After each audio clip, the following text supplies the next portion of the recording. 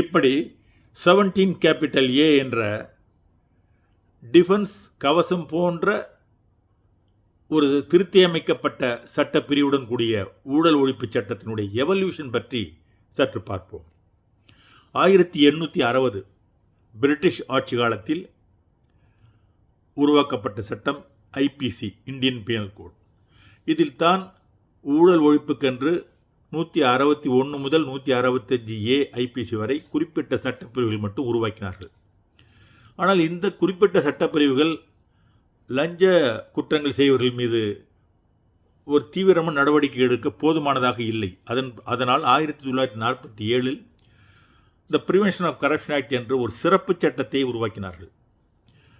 அதுவும் அது ஒரு பலமிழந்து காணப்பட்ட காரணத்தினால் 1964 அப்போது பாரத பிரதமராக இருந்த மாண்புமிகு திரு லால் பகதூர் சாஸ்திரி அவர்கள் இந்தியா முழுவதும் ஊழலை ஒழிக்க வேண்டும், ஊழல் குற்றவாளிகள் மீது கடுமையான நடவடிக்கை எடுக்க வேண்டும் என்ற முனைப்புடன் அப்போதைய பார்லிமெண்டேரியன் திரு சந்தானம் என்பவர்களுடைய தலைமையில் ஒரு குழுவை நிறுவினார். அதற்கு பெயர் சந்தானம் கமிட்டி.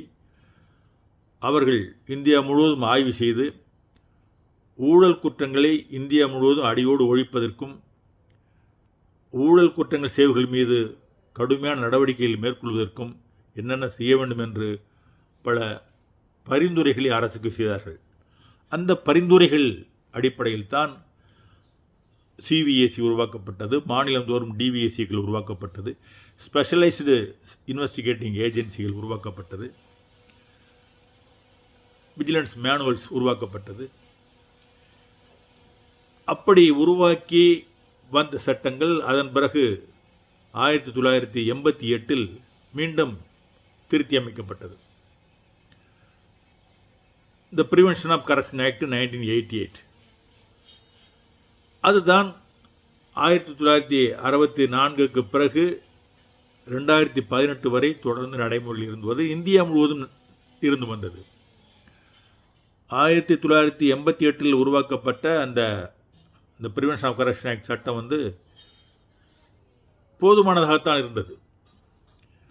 இன்னும் சொல்லப்போனால் கர்நாடகாவில் ஜஸ்டிஸ் மைக்கேல் டி ஹுன்ஹா வழங்கிய பரபரப்பான த லேண்ட்மார்க் ஜட்ஜ்மெண்ட் எல்லாருக்குமே தெரியும். அந்த ஜட்ஜ்மெண்ட்டு இந்த ப்ரிவென்ஷன் ஆஃப் கரப்ஷன் ஆக்ட் 1988 அதன் அடிப்படையில் தான் வழங்கப்பட்டது.